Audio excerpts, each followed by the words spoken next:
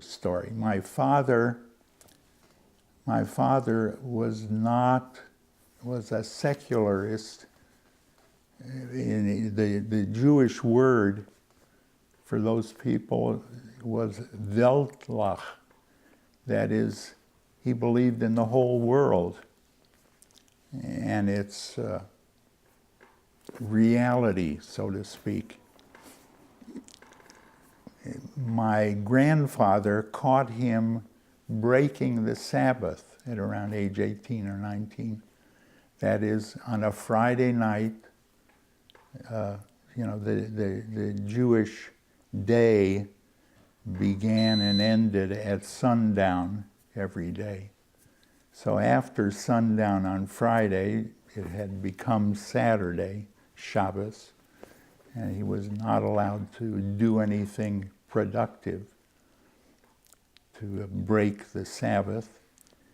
But he was in the basement in a club room in the building they lived in, the old apartment building in New York, and he was writing after the Sabbath.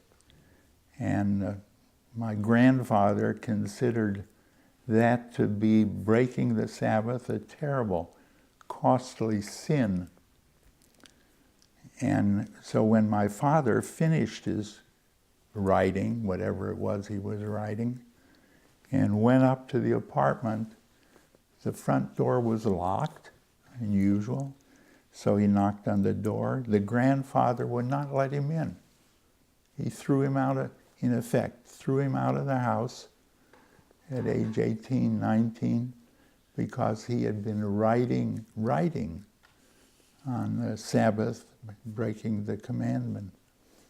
So the grandfather never saw my father from that day for 30 or 40 years. I'd have to get a pencil and paper to figure out exactly how long that was. But the next time my grandfather saw my father and me was in 1949.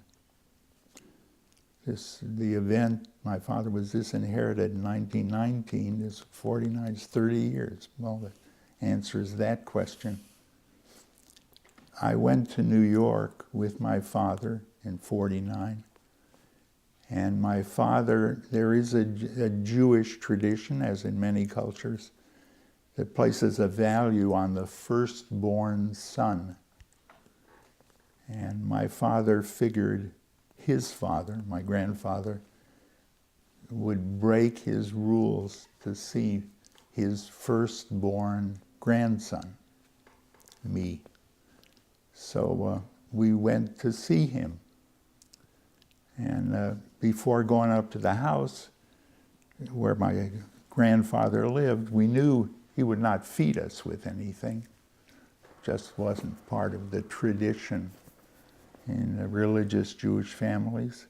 So we stopped in a restaurant in the neighborhood, ate and got up and left. And as we were going out the door, there was my grandfather.